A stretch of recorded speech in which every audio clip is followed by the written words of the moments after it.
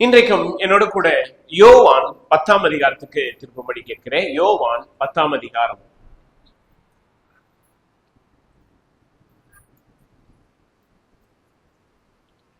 யோவான் 10. இன்றைக்கு நாம் நேரம் எடுத்து தியானிக்க போகிற தலைப்பு 10வது வசனத்திலிருந்து எடுக்கப்பட்டிருக்கிறது. யோவான் 10ஆம் அதிகாரம் 10வது வசனம் நான் உங்களுக்காக வாசிக்கிறேன். திருடன் திருடவும் கொல்லவும் அழிக்கவும் வருகிறானே அன்றி வேறொன்றுக்கும் வரான். நானோ அவைகளுக்கு ஜீவன் உண்டாயிருக்கவும் அது பரிபூரணப்படவும் வந்தேன். இன்றைக்கு நாம இந்த 10வது வசனத்தினுடைய கடைசி பகுதியை தான் நம்ம நேரம் எடுத்து தியானிக்க போகிறோம். நானும் அவைகளுக்கு ஜீவன் உண்டாயிருக்கவும் அது பரிபூர்ணப்படவும் வந்தேன். இங்க ஆண்டவராகிய இயேசுவானவர் யாரை குறிப்பிட்டு பேசுகிறார்? இங்கே யோவான் 10ஆம் அதிகாரத்துல நாம நேரம் எடுத்து வாசிப்போம் என்றால், ஆண்டவராகிய இயேசுவானவர் ஒரு உவமையின் மூலமாக தம்மை சூழ்ந்திருக்கிற மக்களுக்கு மிக முக்கியமான ஒரு சத்தியத்தை அவர் கற்றுக் கொடுக்கிறார். என்ன அந்த உவமை என்றால், மெய்ப்பனுக்கும் ஆடுகளுக்கும் இடையே இருக்கக்கூடிய அந்த உறவு. ஒரு மெய்ப்பனுக்கும் ஒரு ஆடுக்கும் இல்ல ஆட்டு மந்தைக்கும் இடையே இருக்கக்கூடிய மிக நெருக்கமான ஒரு பந்தம். அதை இங்க ஏன் அவர் கற்றுக் கொடுக்கணும்? இந்த சூழ்நிலை, இந்த பின்னணி என்ன? நம்ம கடந்த வாரங்கள்ல படித்தோம். ஆண்டவராகிய இயேசுவானவர் தம்மை தேடி வந்த ஜனங்களுக்கு சொன்ன வார்த்தை என்ன? யோவான் 6ஆம் அதிகாரத்துல நம்ம படித்தோம்.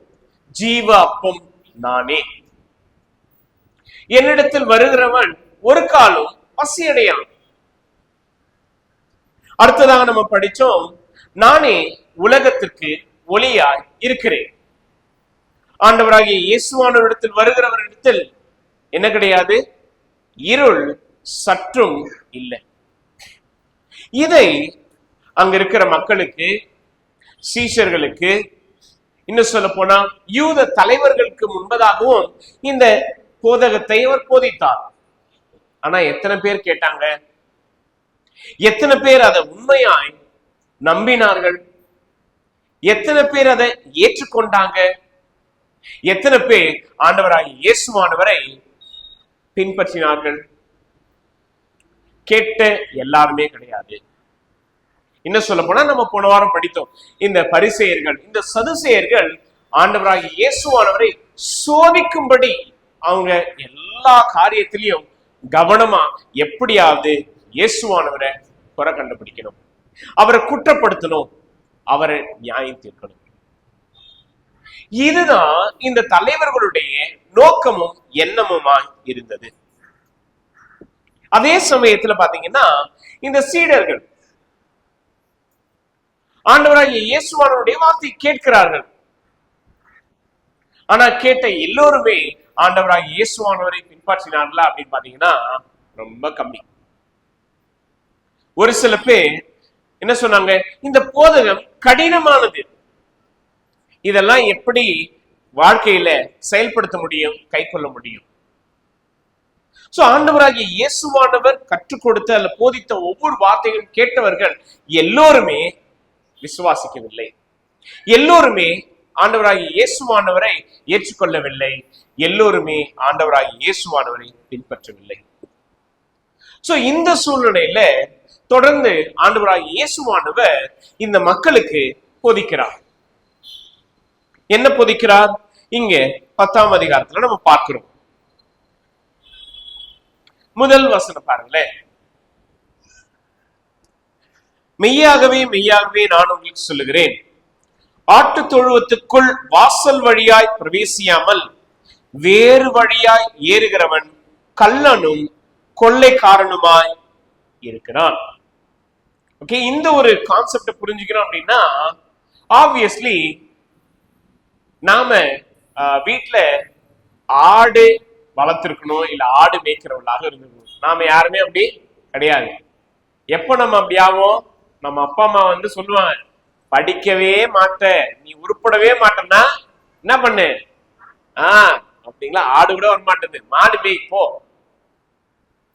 சரி, நம்ம நிறைய நேரத்துல இது வந்து ஒரு சுலபமான விஷயம்னு நினைக்கிறேன், ஆனா கிடையாது. நாங்க இந்த வாரம் ஒரு வீட்டுக்கு போனோம், அவங்க வீட்டுல ஆடு வளர்த்துருந்தாங்க. கேட்டாங்க, பாஸ்டர் ஆடு வேணுமா உங்களுக்கு, எடுத்துக்கோங்க, வளர்க்குறீங்களா? சரி, ஆடு வளர்ப்பது ரொம்ப கஷ்டம். அதுக்கு தேவையான சமயத்துல அதனுடைய ஆகாரத்தை கொடுக்கணும், அதை சுத்திகரிக்கணும், அதை பார்த்துக்கணும். ஐயோ, ஃபர்ஸ்ட் விஷயமே என்ன, ஆடு வச்சிருந்தாலே என்ன இருக்காது, நல்ல வாசனையே வராது. அந்த நாற்றத்தை, அதுவும் துர்நாற்றத்தை நீங்க சகிக்க முடியும்னா ஃபைன். ரெண்டாவது, ஆடுகளுடைய தேவைகள் அப்படின்னு பார்க்கும் பொழுது எந்த இடத்துல மேய்ச்சல் இருக்குது, அப்புறம் எந்த இடத்துல ஆடுகள் வந்து ஓய்வெடுக்கும், கொஞ்சம் யோசிச்சு பாருங்களேன். ஆட்டு தொழுவத்துல நம்ம என்னைக்காவது தூங்குறதுக்கான வாய்ப்பு இருக்கா? எப்படியாவது தூங்குறதுக்கான வாய்ப்பு இருக்கா? ஒண்ணு சொன்ன மாதிரி அந்த நாற்றம். ரெண்டாவது, ஆடுகள்லாம் தூங்கணும்னா அமைதியாவா இருக்கும்? எப்ப பார்த்தாலும் என்ன பண்ணிட்டு இருக்கோம், சத்தம் போட்டுக்கிட்டே இருக்கும். அந்த சத்தத்துல தூங்குறீங்கன்னா நீங்க கிரேட். நான் கண்டிப்பா சர்வை ஆயிடுவேன் எப்படின்னாலும். ஏன்னா படுத்து அடுத்த 5வது நிமிஷத்துலயே நம்ம வந்து 2வது 3வது வாரத்தை டச் பண்ணிடுவோம்.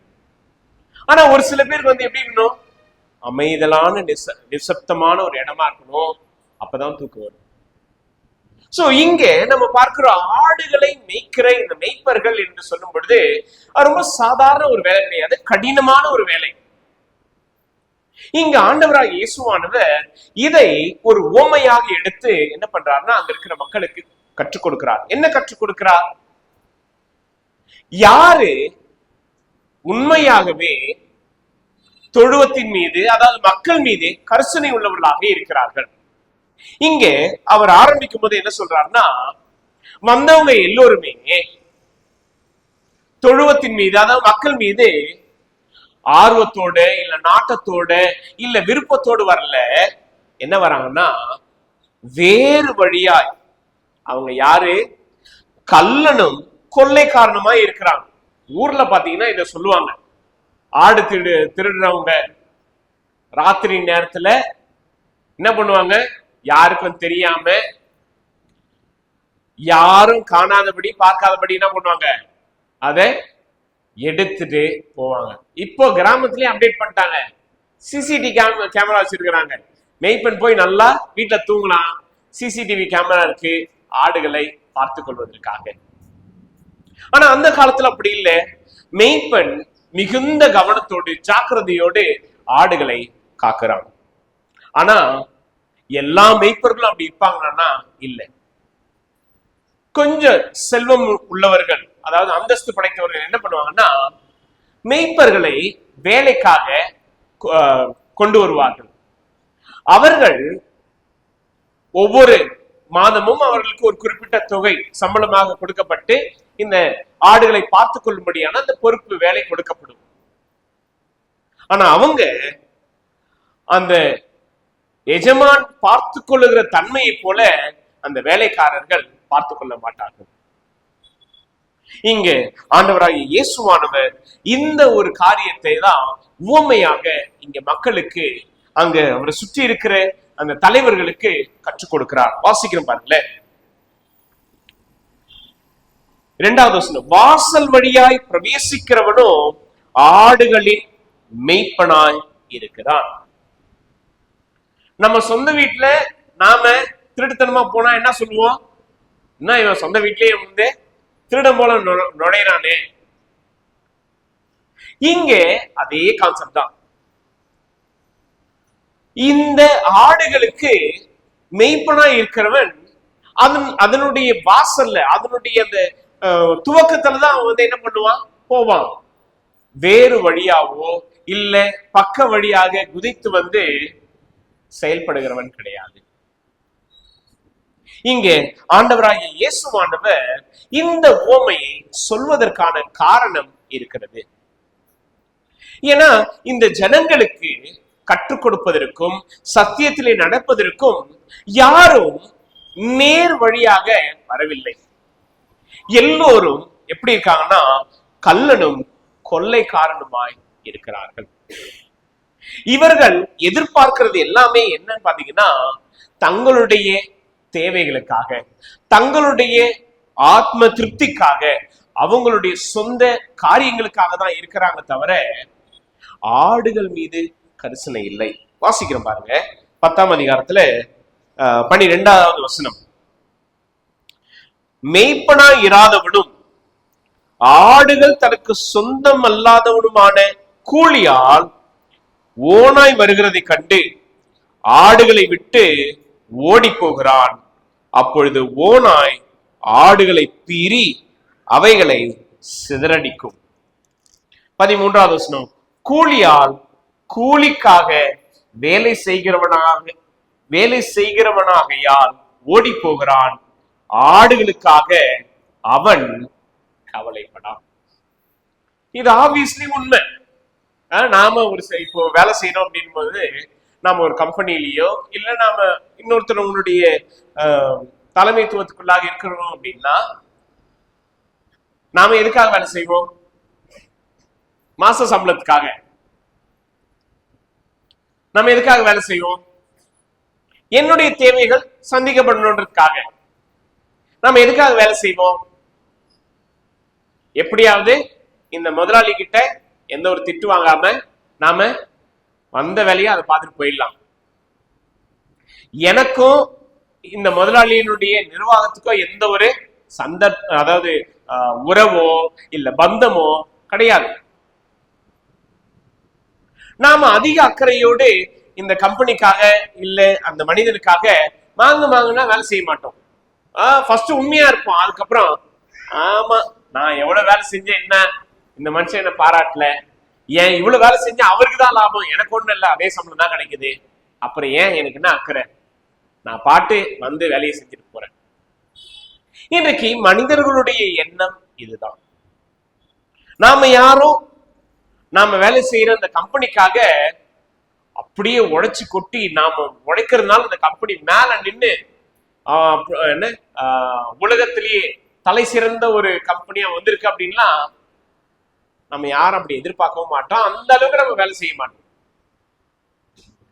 இங்க ஆண்டவராகிய இயேசுவான சொல்லும் பொழுது மெய்ப்பன் அல்லாதவர்கள், ஆனா மெய்ப்பனை போலதான் இருக்கிறாங்க. அவர்கள் எப்படி இருக்காங்கன்னா ஆடுகளை ஓநாய்கள் பட்சிக்கும் பொழுது, பீறி போடும் பொழுது எனக்கு என்ன கவலை, இது என்னுடைய ஆடுகள் இல்லை, நான் எனக்கு கொடுக்கப்பட்ட வேலையை மட்டும்தான் நான் செய்வேன். என்ன பண்ணும்?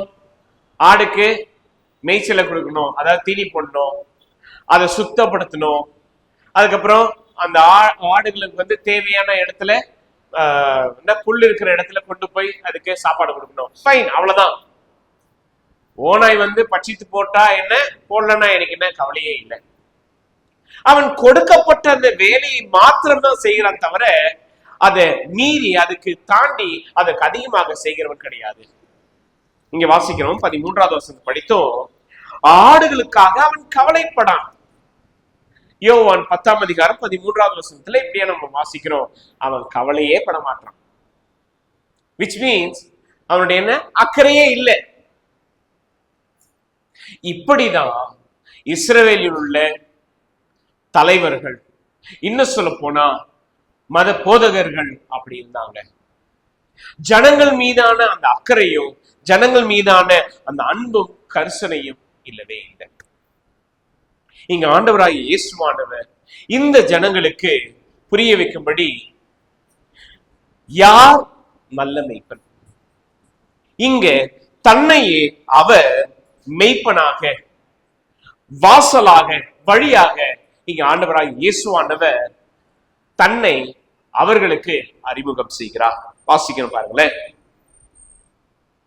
எங்க 7வது வசனம்,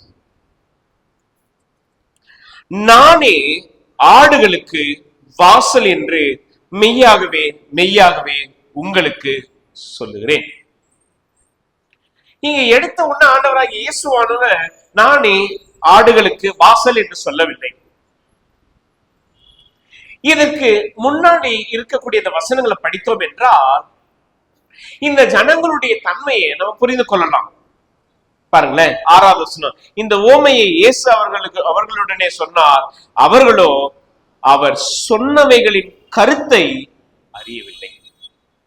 ஆண்டவராகிய இயேசுவானவர் விளக்கப்படுத்துறார். இன்னும் சொல்ல போனா ரொம்ப பொறுமையா நிதானமாக அவர்களுக்கு புரிய வைக்கும்படி முயற்சி பண்றார். ஆனா இந்த ஜனங்களோ என்ன பண்ணல, அவர் சொன்னவைகளின் கருத்தை அறியவில்லை. என்ன சொன்னாரு? நாம முந்தின வசனங்களை வாசிக்கிற பாருங்களேன். நல்ல மெய்ப்பனுடைய செயல்பாடுகள் எப்படி இருக்கும்? 2வது வசனம், வாசல் வழியாய் பிரவேசிக்கிறவனோ ஆடுகளின் மெய்ப்பனாய் இருக்கிறான். வாசலை காக்கிறவன் அவனுக்கு திறக்கிறான். ஆடுகளும் அவன் சத்தத்துக்கு செவி கொடுக்கிறது. அவன் தன்னுடைய ஆடுகளை பெயர் சொல்லி கூப்பிட்டு அவைகளை வெளியே நடத்தி கொண்டு போகிறான். அவன் தன்னுடைய ஆடுகளை வெளியே விட்ட பின்பு அவைகளுக்கு முன்பாக நடந்து போகிறான். ஆடுகள் அவன் சத்தத்தை அறிந்திருக்கிறபடியினால் அவனுக்கு பின் செல்லுகிறது. சோ இங்க ஆண்டவராகிய இயேசுவானவர் இதை விளக்கப்படுத்தும் பொழுது இத இஸ்ரவேல் மக்களால, தலைவர்களால புரிந்து கொள்ள முடியல. கொஞ்சம் யோசிச்சு பாருங்களேன், இந்த இஸ்ரவேல் மக்களுடைய பிரதானமான தொழில் என்ன? பிரதானமான தொழில் என்ன? ஆடு மேய்க்கிறது. ஆடு மேய்க்கிறதை குறித்து இஸ்ரவேல் மக்கள் நன்றாக அறிந்திருக்கிறார்கள். அவங்களுக்கு தெரியாதெல்லாம் சொல்லவே முடியாது. ஆனா இங்க ஆண்டவராகிய இயேசுவானவர் இவ்வளவு தெளிவா விளக்கப்படுத்துற பிற்பாடும் அவங்களால என்ன பண்ண முடியல, புரிந்து கொள்ள முடியல.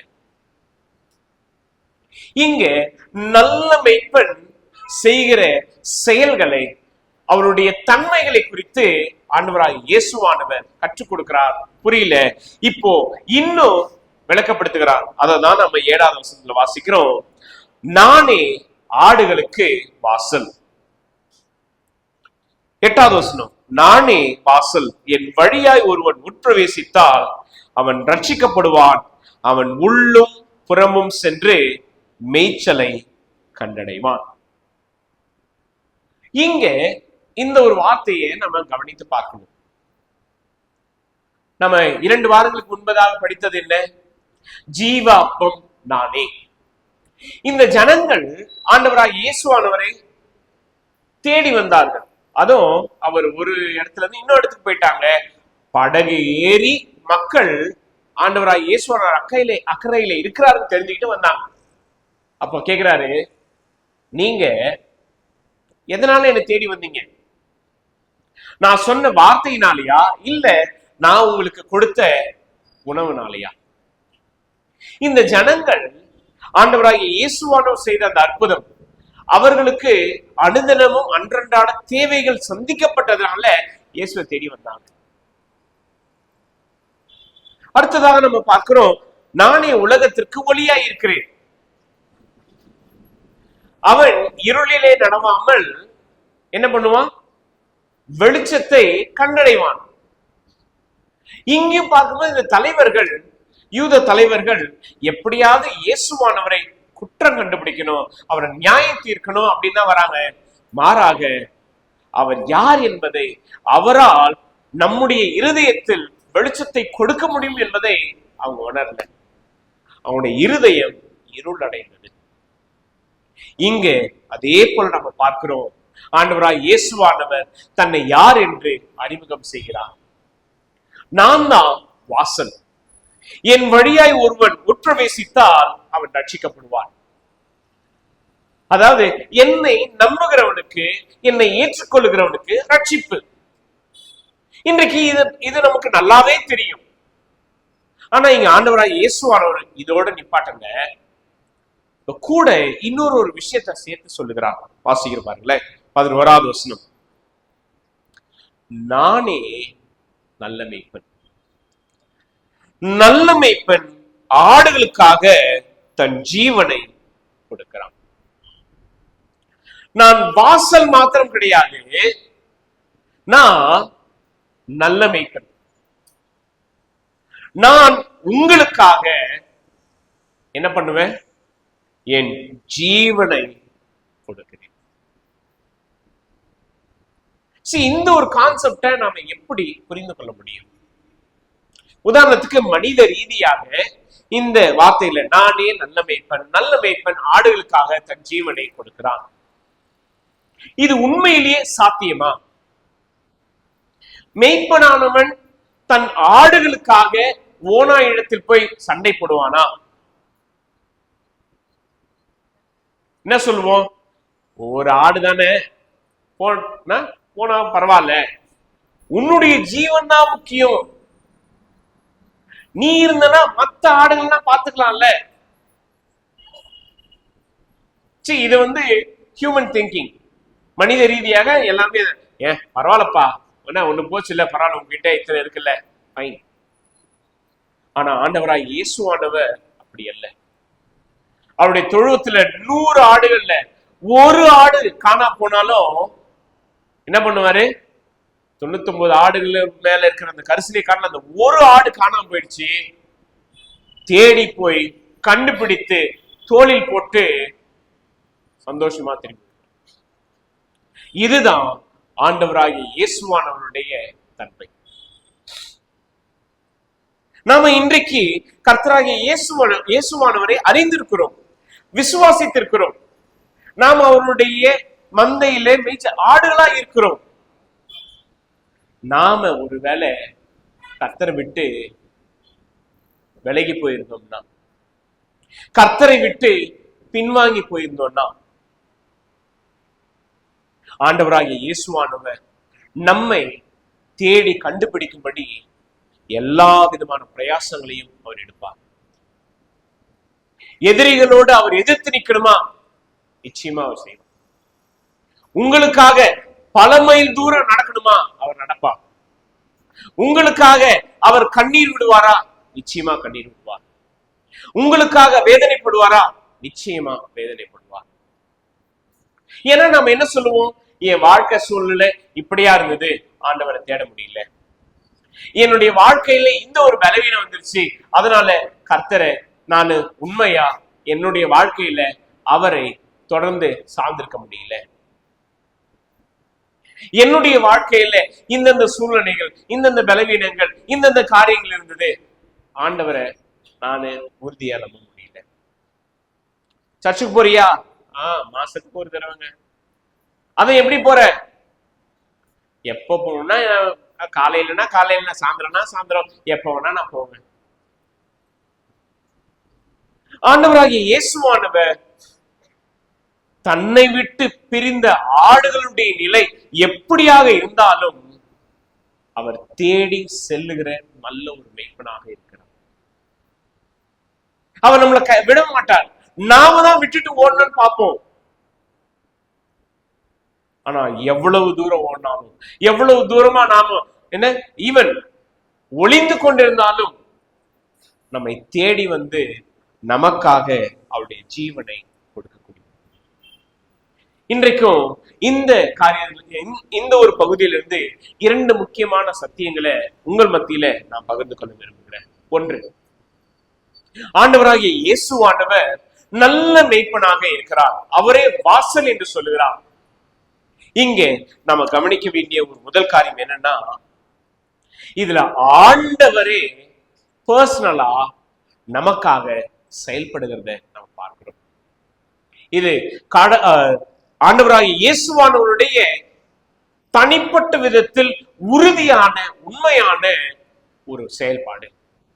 நமக்காக எல்லா விதமான முயற்சிகளை எடுத்து நம்மை அவருடைய தொழுவத்திலே கொண்டு வந்து சேர்க்கும்படி அவர் முயற்சி செய்கிறார்.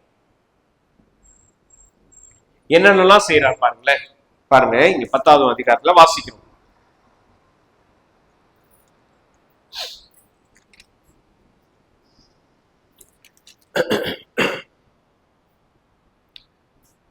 3வது வசனத்துல நம்ம படித்து பாருங்க. ஆடுகளும் அவன் சத்தத்துக்கு செவி கொடுத்து அவன் தன்னுடைய ஆடுகளை பேர் சொல்லி கூப்பிட்டு அவைகளை வெளியே நடத்தி கொண்டு போனான். ஆண்டவராகிய இயேசுவானவர் நம்முடைய பெயர்களை, நம் ஒவ்வொருடைய பெயர்களை அவர் நினைவில் வைத்திருக்கிறார். அதுவும் குறிப்பா இங்கே நம்ம படிக்கிறோம், ஒரு மேய்ப்பன் தன்னுடைய ஆடுகளை நன்றாக அறிந்திருக்கிறான். இன்னும் சொல்ல போனா ஒரு சில மேய்ப்பர்கள் அவங்களுடைய ஆடுகளுக்கு என்ன பண்ணிருப்பாங்கன்னா ஸ்பெஷல் நேம் வச்சிருப்பாங்க, ஒரு விசேஷமான ஒரு பெயர் வச்சிருப்பாங்க. அந்த பெயர் சொல்லி அந்த ஆடை கூப்பிடுவாங்க, அந்த ஆடு வரும். எங்க அத்தை வீட்டுல வந்து அவங்க ஆரம்பத்துல கோழி வளர்த்தாங்க, நல்ல ஞாபகம் இருக்கு சொல்லுவோம். என் மச்சான் பிராங்க் வந்து இந்த கோழி, என் வைஃபோட ஃப்ரெண்ட்ஸ் எல்லாம் வீட்டுக்கு வருவாங்களா, எல்லா வேலையும் செய்வாங்க. சப்போஸ் ஏதாவது பண்ணிட்டாங்கன்னா என் மச்சாவோட வேலை என்னன்னா, அவங்கள பழி வாங்கணும்னா அந்த கோழியை விட்டு கொத்த விடுறது. போ அவங்கள போய் கொத்து, அந்த சொன்ன உடனே அந்த கோழி அந்த வேலை செய்யுமா, போய் என் மனைவியோட ஃப்ரெண்ட்ஸ் எல்லாரையும் போய் கொத்துமா. சி, நான் ஏன் சொல்றேன், இட்ஸ் a கனெக்ஷன்.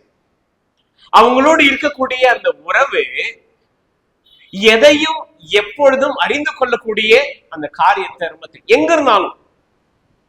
நம்ம வீட்டுல ஒரு சில பேர் நம்ம வந்து பெட்ஸ் வளர்ப்போம், ஓகேவா?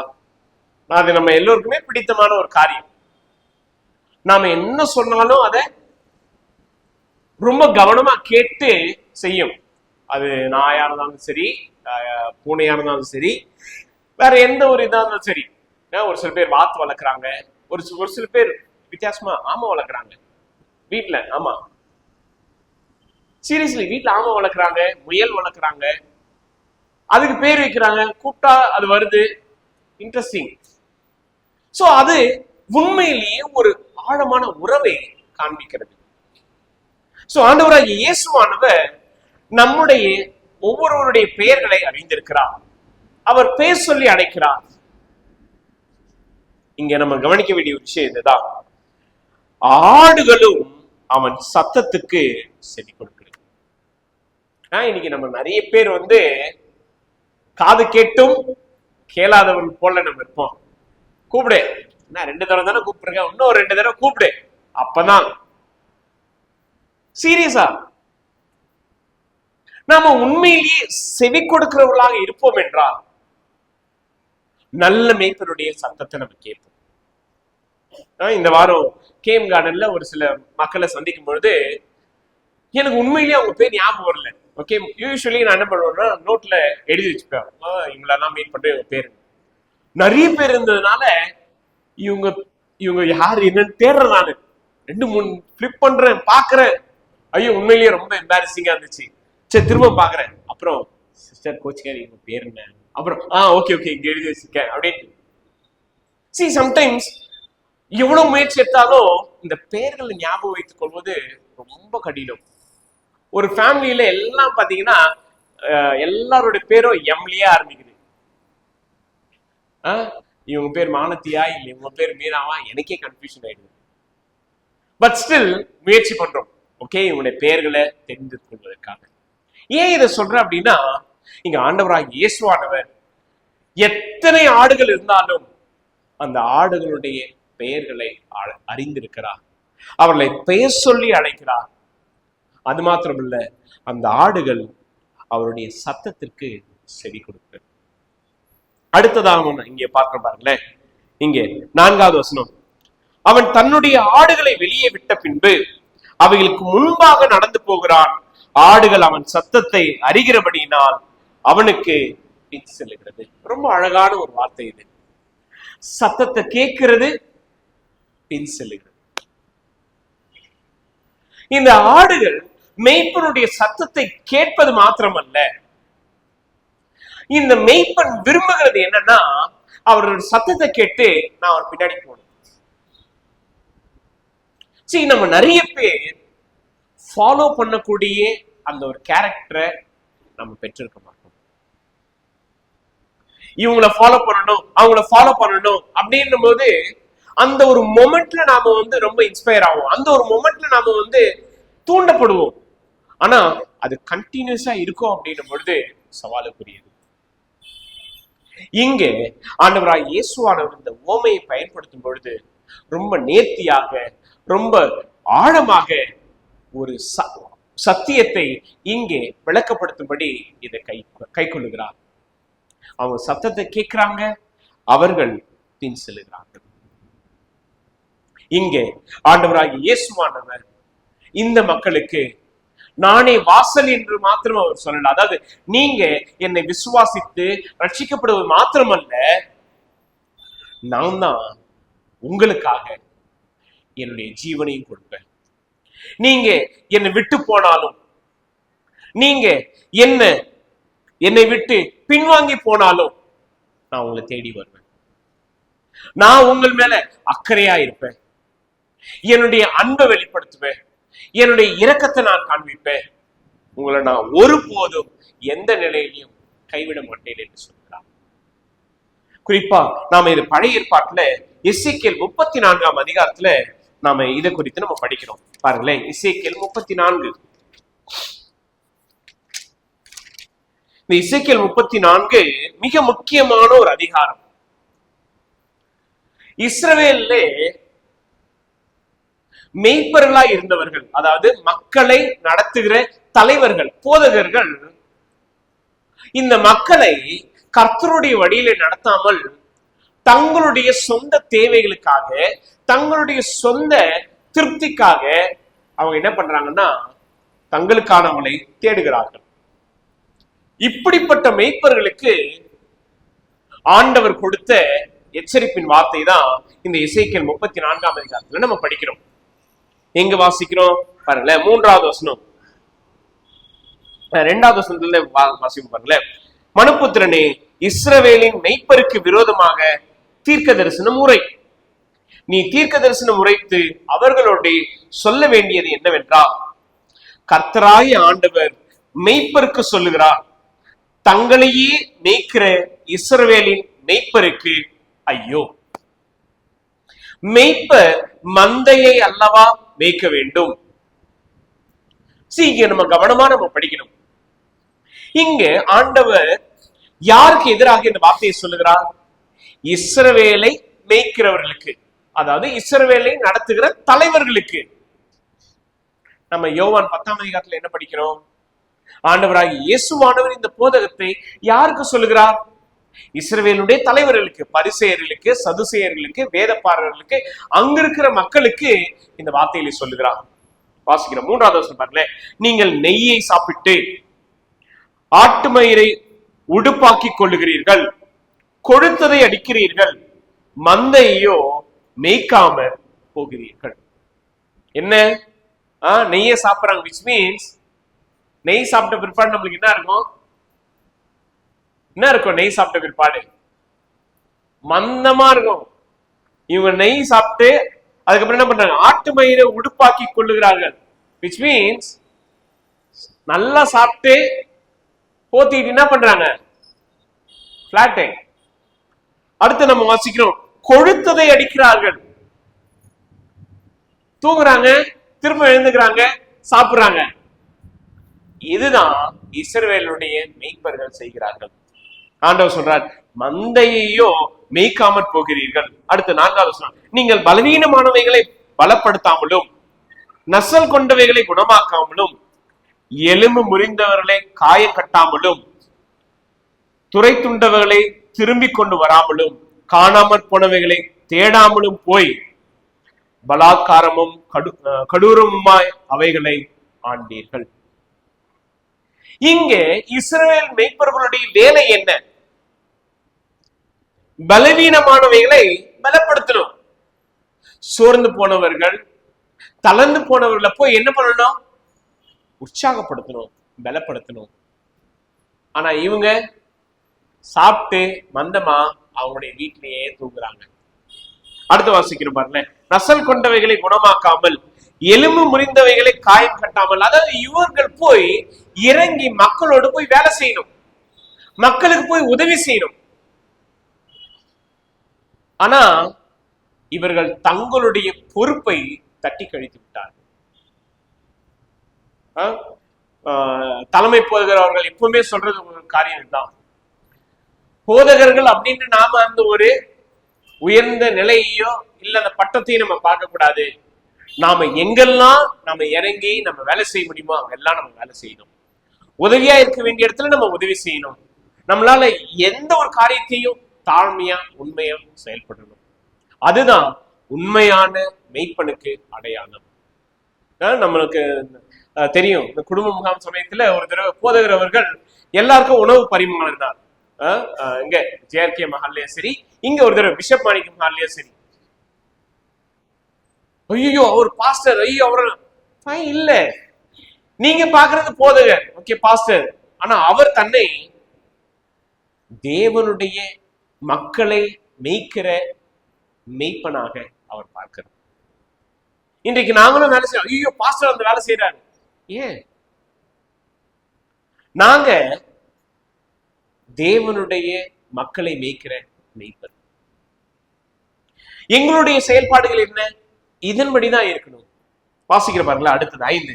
மெய்ப்பன் இல்லாததினால் அவைகள் சிதறுண்டு போயின, சிதறுண்டு போனவைகள் காட்டு மிருகங்களுக்கெல்லாம் இரையாயின. சி, நம்ம படித்தோம் பாத்தீங்களா, யோவான் 10ஆம் அதிகாரம் 13வது வசனம்.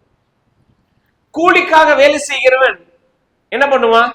மிருகம் வந்து சாப்பிட்டா சாப்பிட்டு போட்டோம், பிரச்சனை இல்லை, நானா கவலைப்பட மாட்டேன், எனக்கு அதுக்கு சம்பந்தம் இல்லை. மெய்ப்பன் என்கிற அந்த தன்மையை அவன் இழந்து விட்டான். வாசிக்கிற பாருங்க, அடுத்து 6. என் ஆடுகள் சகல மலைகளிலும் உயரமான சகல மேடுகளிலும் அலைப்புண்டு பூமியின் மீதெங்கும் என் ஆடுகள் சிதறி திரிகிறது, விசாரிக்கிறவரும் இல்லை, தேடுகிறவரும் இல்லை. இதுதான் இஸ்ரவேல் மக்களை மேய்க்கிற மேய்ப்பர்களுடைய தன்மையும் நிலையாயிருந்தது. யோவான் 10ஆம் அதிகாரத்துல நம்ம பார்க்கிறோம், ஆண்டவராக இயேசுவான சொன்ன வார்த்தை, நானே நல்ல மேய்ப்பன், நல்ல மேய்ப்பன் தன் ஆடுகளுக்காக ஜீவனை கொடுக்கிறான். எங்கு போனாலும் எங்கு சென்றாலும் ஆடுகளை தேடி சென்று மேய்ப்பன் திரும்ப அடைத்து கொண்டு அவருடைய மந்தையில கொண்டு வந்து சேர்ப்பான். இங்க நம்ம தொடர்ந்து வாசிக்கிற பாருங்களேன், எசேக்கியேல் 34.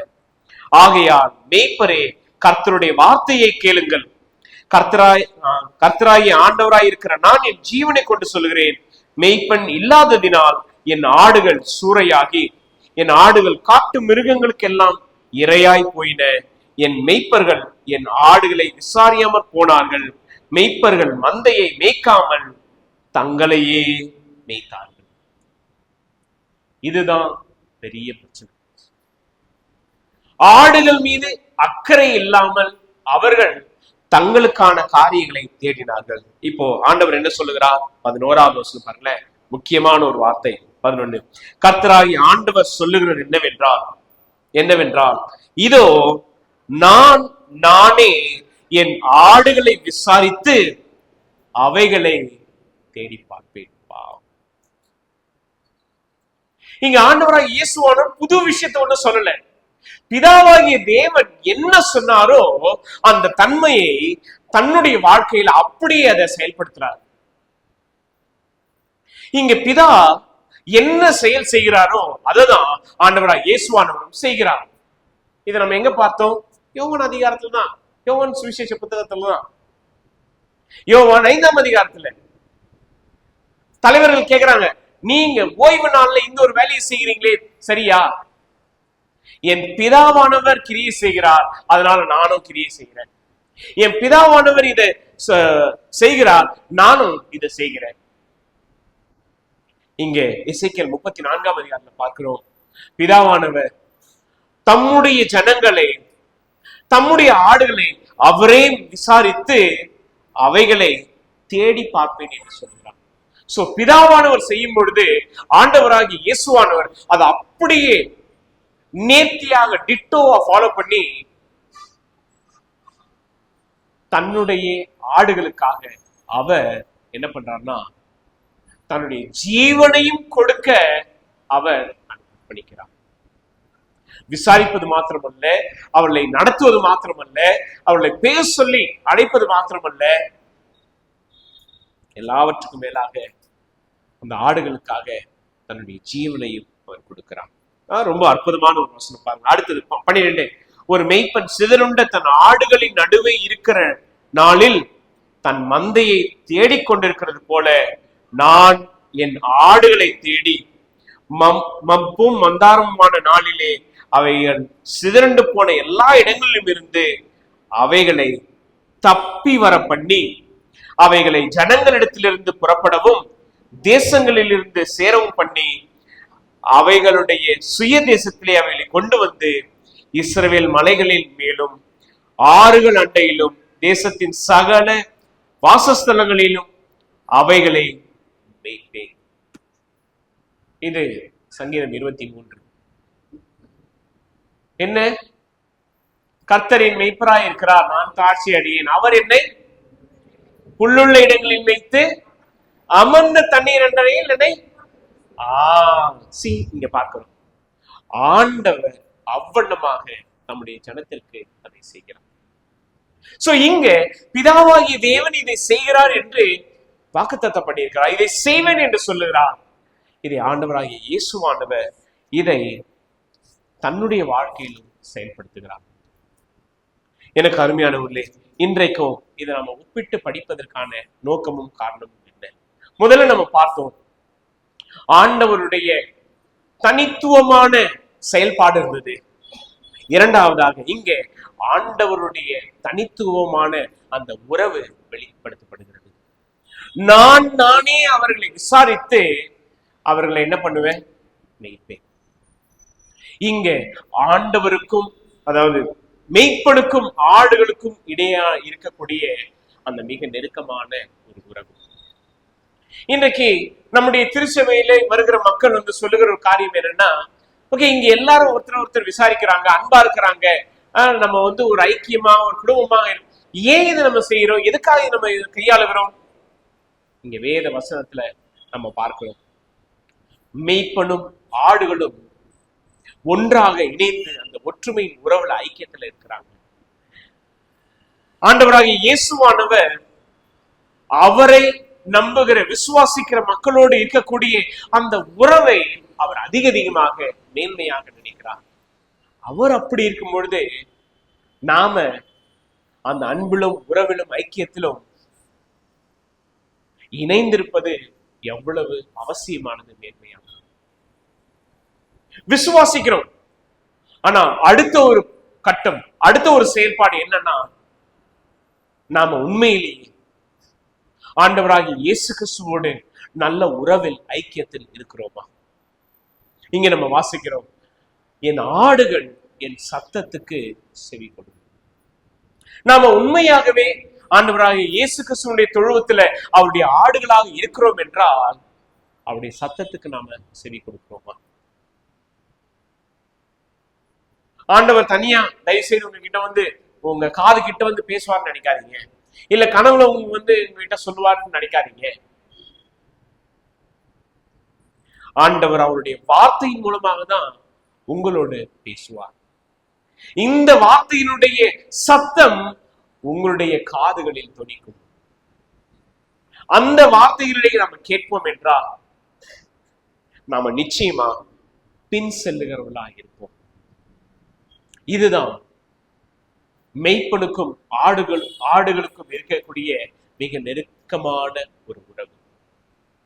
இப்படிப்பட்ட அந்த உறவு ஐக்கியம் நமக்கும் ஆண்டவராகிய இயேசு கிறிஸ்துவுக்கும் இடையே இருக்கிறதா? எனக்கு அருமையானவர்களே, இன்றைக்கும் இந்த ஒரு காரியத்தை உங்கள் மத்தியில நான் வைக்க விரும்புகிறேன். நீங்க இயேசுவை நம்புறேன்னு சொல்றீங்க, ஃபைன். நீங்க இயேசுனால் ரட்சிக்கப்பட்டிருக்கிறீங்க, ரொம்ப சந்தோஷம். ஆனா உங்களுக்கும் ஆண்டவராகிய இயேசுவானவருக்கும் எப்படிப்பட்ட உறவு இருக்கிறது? இன்றைக்கு நாம நம்மளுடைய பலவீனங்களையும் நம்முடைய வாழ்க்கையினுடைய அநேக காரணங்களை மையப்படுத்தி சொல்றோம். இதனால்தான் ஆண்டவரை தேடல, இதனால்தான் ஆண்டவரை தேட முடியல, இதனால்தான் நான் வந்து படிக்க முடியல, ஜெபிக்க முடியல, எல்லா காரணங்களும் நம்ம சொல்றோம். ஆனா நம்மை தேடி வருவதற்காக இயேசுவானவர் ஒரே ஒரு காரணத்துக்கு தான் சொல்றார், நான் உன்னை நேசிக்கிறதுனால, நான் உன்னை அன்பா இருக்கிறதுனால உன்னை தேடிவான். நீ எப்படி இருக்கிற, என்ன செய்யற, அதெல்லாம் இல்லை. என் கூட இருந்தேன், என்னை விட்டுட்டு போயிட்ட, நான் திரும்பவும் நான் தேடிவான். திரும்பவும் உன்னுடைய நிலை எப்படியா இருந்தாலும் பரவாயில்ல, நீ என் சத்தத்துக்கு செவி கொடு. இன்றைக்கும் நாம் ஆராய்ந்து பார்க்க வேண்டியது இதுதான். நாம் ஆண்டவராகிய இயேசுவனுடைய அந்த தொழுவத்தில் இருப்போம் என்றால் சந்தோஷம். அவர் சொல்ற வார்த்தையெல்லாம் நம்ம கேட்டு அதன்படி பின் செல்லுகிறவர்களாக நாம் இருக்கிறோம். அடுத்த சவால் தான். கூட்டத்தோட இருக்கிறது முக்கியம் கிடையாது. ஆனா உண்மையிலேயே மெய்ப்பனை பின்பற்றுகிற ஆடுகளாக நாம் இருக்கிறோம். இன்றைக்கு ஆண்டவராகிய இயேசுவானவர் நம்மிடம் எதிர்பார்க்கிறது இதுதான். நீ என் சத்தத்தை கேட்கிறியா? அப்ப கண்டிப்பா நீ பின்பற்ற. நீ என் சத்தத்துக்கு செவி கொடுக்கிறியா? கண்டிப்பா என்னுடைய சித்தத்தை நீ செய்வ. சத்தத்தையும் கேட்க மாட்டேன், பின்பற்றவும் மாட்டேன் அப்படின்னா நாம யாரு? உண்மையிலேயே நாம யாரு? கிறிஸ்தவர்கள் என்று சொல்ல முடியுமா? இயேசுவினால் ரட்சிக்கப்பட்டேன் என்று சொல்ல முடியுமா? ஏன்னா வெறும் வாயின் வார்த்தையில நம்ம சொல்லிக்கலாம். ஆனா உண்மையாக ஆண்டவராக இயேசு கிறிஸ்துவோட அந்த உறவு இல்லை என்றால் நமக்கு இந்த பூமியில ஒன்றுமே இல்லை. ஆண்டவராக இயேசு கிறிஸ்துவோடு இந்த ஒரு ஐக்கியம் இல்லை என்றால் நமக்கு ஒன்றுமே இல்லை. இன்றைக்கும் தயவு செய்து நம்ம சிந்தித்து பார்ப்போம். நம்முடைய வாழ்க்கையில நமக்கும் ஆண்டவராகிய இயேசு கிறிஸ்துவுக்கும் இடையே எப்படிப்பட்ட நல்ல உறவு இருக்கிறது? நாம உண்மையாகவே அவருடைய சத்தத்துக்கு நாம செவி கொடுத்து பின்பற்றவர்களா இருக்கிறோம். இதை நாம இன்றைக்கும் கவனித்து பார்ப்போம். நம்முடைய ஒவ்வொரு நாளும் நம்முடைய ஆவிக்குரிய வாழ்க்கையில இயேசுவோடு நாம எந்த அளவுக்கு நெருங்கி சேர்க்கிறோம்? 2024 காட்டிலும் 2025 இன்னும் நெருக்கமாக நான் ஆண்டவராக இயேசு கிறிஸ்துவோடு நான் இருக்கிறேன். எல்லாம் சொன்னீங்க, ஓகே, ஃபேமிலி கேம்ப்ல நான் இதை படிச்சேன், இதை எனக்கு மாற்றம் வந்தது, இந்த ஒரு காரியத்தை நான் புரிந்து கொண்டேன். ஃபைன், இது முதல் படி. அடுத்த படி என்ன? அடுத்த செயல்பாடு என்னவாக இருக்கும்? நம்முடைய இருதயத்தை நம்ம சோதித்து பார்ப்போம். உண்மையிலேயே நாம ஒவ்வொருத்தரும் தனிப்பட்ட முறையில் ஆராய்ந்து பார்ப்போம். ஆண்டவராகிய இயேசுவோடு நம்முடைய உறவு எப்படி இருக்கு? எனக்கு தெரியாது, மற்றவர்களுக்கு தெரியாது, ஆனா உங்களுக்கு நல்லா தெரியும். ஆண்டவராகிய இயேசுவானவர்கள் நல்லா தெரியும். நாம நிறைய பேர் வருஷத்துல ஒண்ணு பண்டிகை கிறிஸ்தவர்களா இருப்போம், இல்லைன்னா திருவிருந்து கிறிஸ்தவர்களா இருப்போம். ஏன்னா திருவிருந்துக்கு மட்டும்தான் நம்ம அப்பியர் ஆகும். மற்ற நாள்லாம் ஆண்டவராகிய இயேசுவானவர்கள் என்ன பண்ணுவோம்? என் வேலை, என்னுடைய சூழ்நிலை, என்னுடைய பலவீனம், நாம அதுக்கு சாக்கு சொல்லுவோம். அடுத்து ஒரு சில பேர் பிறந்த நாளுக்கு மட்டும்தான், ஆண்டவரே இன்னைக்கு என்னுடைய வாழ்க்கையில இன்னொரு வருஷத்தை கொடுத்துருக்கீங்க, ரொம்ப நன்றி. கல்யாண நாளுக்குலாம் யாரும் வரமாட்டாங்க, வாய்ப்பே இல்லை. ஏன்னா உங்களுக்கு தெரியும்.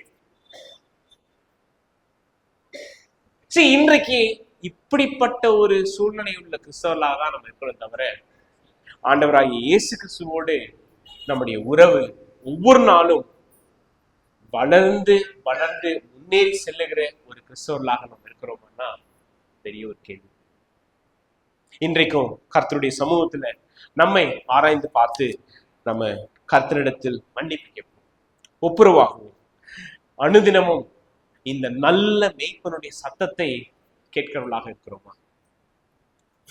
கேட்கிறது மாத்திரமல்ல, அடுத்த ஒரு காரியம், நம்ம பின் செல்லுகிறவர்களாக இருப்போம். நிச்சயமா அவர் நமக்கு தருகிற அந்த ஆசீர்வாதம் தான் இங்க நம்ம படிக்கிறோம் 10வது வசனத்துல. யோவான் 10ஆம் அதிகாரம் 10வது வசனம், நானும் அவைகளுக்கு ஜீவன் உண்டாயிருக்கும்படி அது பரிபூர்ணப்படவும் வந்தேன். ஆண்டவராகிய இயேசுவானவர் நமக்கு தருகிற ஒரு பெரிய ஒரு ஆசீர்வாதம் இதுதான். பரிபூர்ணமான ஒரு வாழ்க்கை, பரிபூர்ணமான ஜீவன் நிறைந்த ஒரு வாழ்க்கை எப்போ அவருடைய சத்தத்துக்கு நாம் செவி கொடுத்து அவரை பின்பற்றி போகும் பொழுது, அப்போ பரிபூர்ணமான ஜீவனை, பரிபூர்ணமான கிறிஸ்துவ ஜீவியத்தை நம்ம பார்க்க முடியும். இததான் ஆண்டவராகிய இயேசுவானவர் தன்னை தேடி வந்த ஜனங்களுக்கு, தன்னோடு கூட இருந்த சீஷர்களுக்கு கற்றுக் கொடுத்த சத்தியம். இன்றைக்கும் நமக்கு இந்த பரிபூர்ணமான கிறிஸ்துவ ஜீவியம் வேண்டும் என்று நாம் ஆர்வத்தோடு, தாக்கத்தோடு, வாஞ்சியோடு இருப்போம் என்றால் நம்ம செய்ய வேண்டியது இதுதான். அவருடைய சத்தத்துக்கு நாம செவி கொடுப்போம், அவரை நாம பின்பற்றுவோம், பரிபூர்ண ஜீவியத்தை நம்ம அடைந்து கண்களை மூடி நம்ம ஜெபம் செய்வோம்.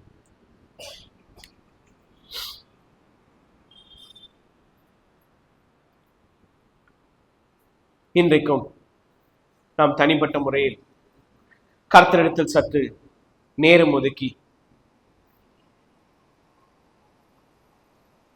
நம்முடைய ஆவிக்குரிய ஜீவன் எப்படி இருக்கிறது என்பதை சோதித்து பார்ப்போம்.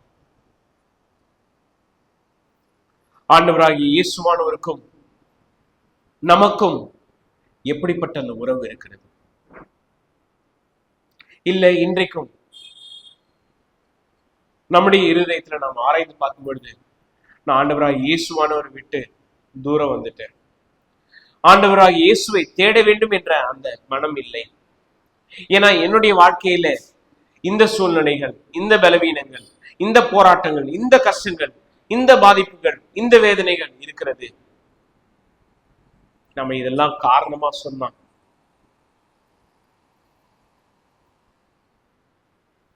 உண்மையாகவே இன்றைக்கும் நல்ல மேய்ப்பனாகிய ஆண்டவராகிய இயேசுவானவர் உங்களை தேடி வர,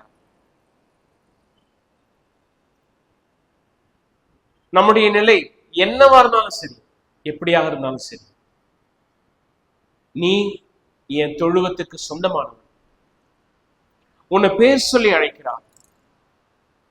உன்னுடைய பலவீனங்கள், உன்னுடைய போராட்டங்கள், உன்னுடைய வேதனைகள், உன்னுடைய கஷ்டங்கள் எல்லாவற்றையும் ஆண்டவராகிய இயேசுவானவர் அறிந்திருக்கிறார். அவருடைய அடைக்கலத்துக்குள்ளாக நாம தஞ்சம் புகுவோம் என்றார் நிச்சயமா அவரால் நமக்கு சமாதானமும், அவரால் நமக்கு ஆறுதலும் நல் நம்பிக்கையும் உருவாகும்.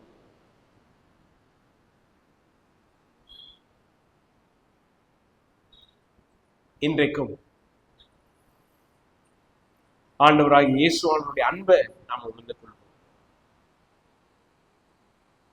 நமக்காக அவர் தன்னுடைய ஜீவனையும் கொடுக்க தயங்கவில்லை.